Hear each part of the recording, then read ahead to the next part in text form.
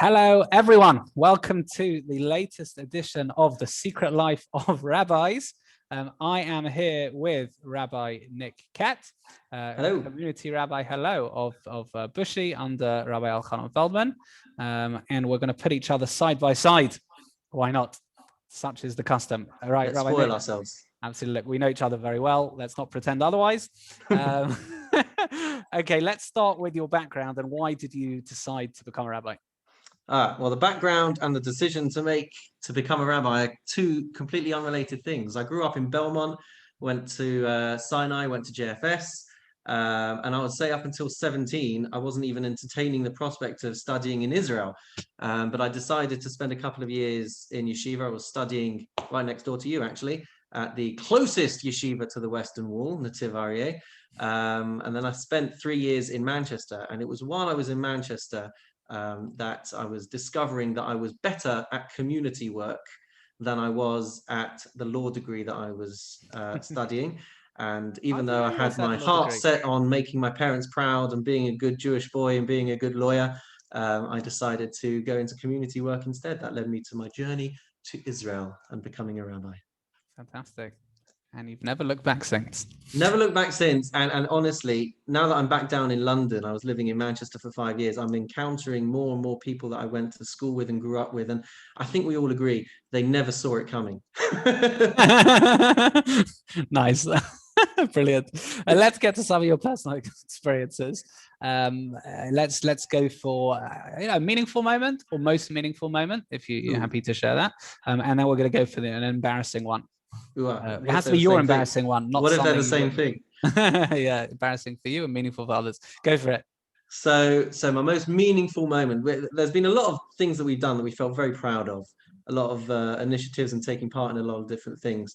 Shabbat UK, we started, the first year was when we were in Hale. That was huge. And every year it's just got bigger in Hale and now in Bushi as well.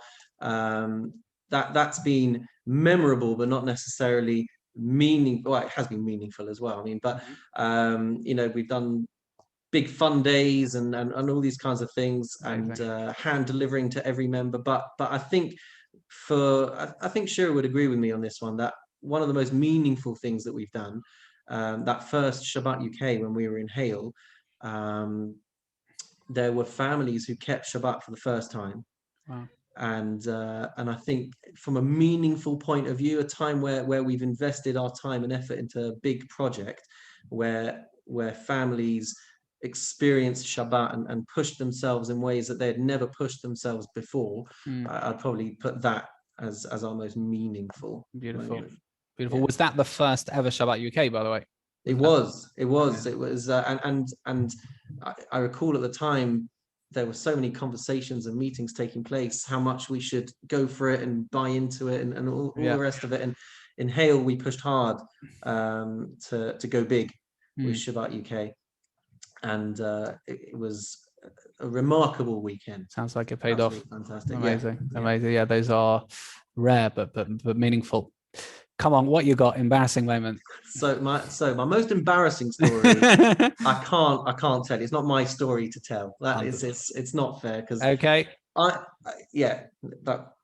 I would say my funniest one, and it was a bit embarrassing.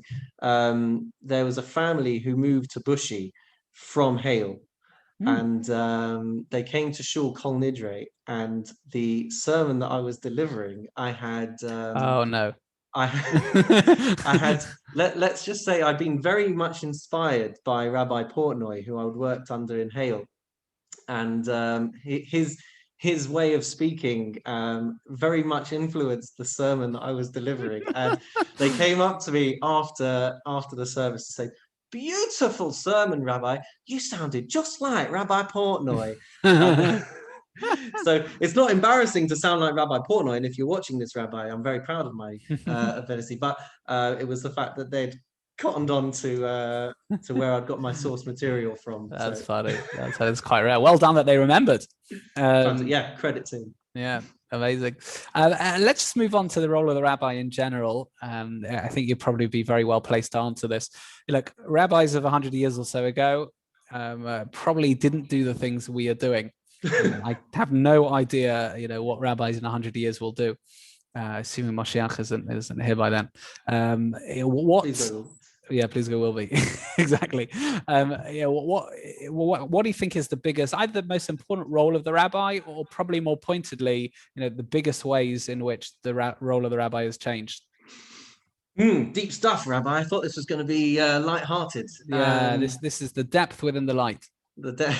So I wonder if the role of the rabbi changes with the changes of the community that society and the community go through. And so, certainly nowadays, I find we're all competing for time. We've got so much competition out there, wanting to get, our teachings across, wanting to get inspiration, get into people's homes, get onto people's laptops, get onto their YouTube channels.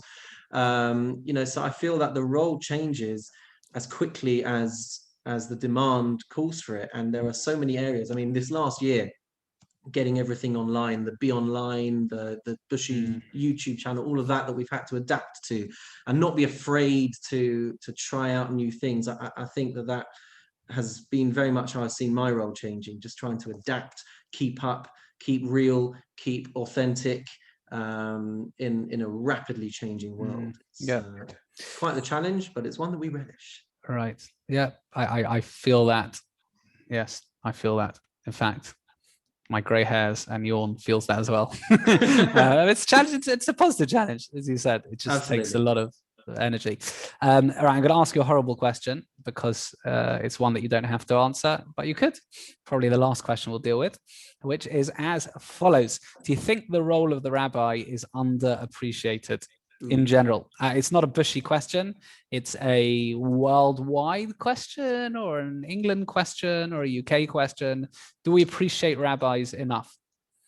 This is not a question of vaccine order, by the way. No, I think it's not just about whether we what was the word, underappreciate. Underappreciate. You see, rabbis don't even know what underappreciate means. We're not in it for the appreciation. We're not in it for the appreciation, but what I will say is that we are in it as a family, usually, certainly in community rabbinics. I don't do this alone. I can't really do this without Shira, and in fact my children as well. They're probably the biggest force that we have. They're certainly the loudest, but they are trying to inspire and lead by example just as much as we are. So I would say I don't know how many people appreciate that it's an all-in package, that it's our whole lives that we're putting into this, not just a day job. Right, that's so important, actually. That's such an, but no one's mentioned that actually in the interview so far. It's just such an important point. You don't realize that even if, I know your wife is very active, mine a little bit so, but definitely less. People don't realize that what it takes in terms of family and family support. To like at the drop of a hat. Oh, sorry, I've got an event. Hopefully an event isn't a drop of the hat. But I've got a levaya, I've got a thing, I've got a this. Someone called, they need advice, they need help, they need guidance. That whole family unit. I remember actually just an own anecdote. I think it was Tisha B'Av last year, they wanted me to do this, that, and the other. And I said, look, I said, I'm happy to do various Tisha B'Av programming, but let me just work it out. I've got 5 kids, I've got a wife, she's fasting. I should probably be with her at some point to help on Tisha B'Av. It's like, there's a morning program, afternoon program, evening program, etc. Like, when am I going to be home? So it's totally correct. Totally correct. That reminds me of something else, by the way, because Yom Kippur, the day when we've got all of the membership coming to shul, Shira's at home with the kids for different reasons and whatever, or spending most of the day at home with the kids, at least, while I'm in shul all day. So it takes all of us to take part of it, and it's not just about job descriptions or employment contracts or whatever it is, but whatever type of work the rabbi is doing, be it community rabbi, organization, school teacher, whatever shape it might take. It's as you were saying, that the time investment has a knock-on impact to the kids as well. And, it's immersive. It totally is. It's immersive. I actually once inquired a year and a half ago if I could get a bed put in one of the rooms in the shul for Yom Kippur. would for just the be rabbi easier. sermon, right? No, Yeah. so I could give it lying down. Yeah, they take it lying down. I give it lying down. Auction it off to the highest bidder. Yeah. No, just to sleep there that night, just because, Yeah. Anyway, Rabbi Nick, it's been a pleasure. For those who haven't seen the amazing stuff that Bushy is doing, go and find them. Go and have a look. A YouTube channel and Facebook page, unbelievable stuff happening online and also in person. Please God, look, lots of continued success, and we look forward to catching up. Amen. Thanks a lot for this, Rabbi. It's been a lot of fun. So subscribe.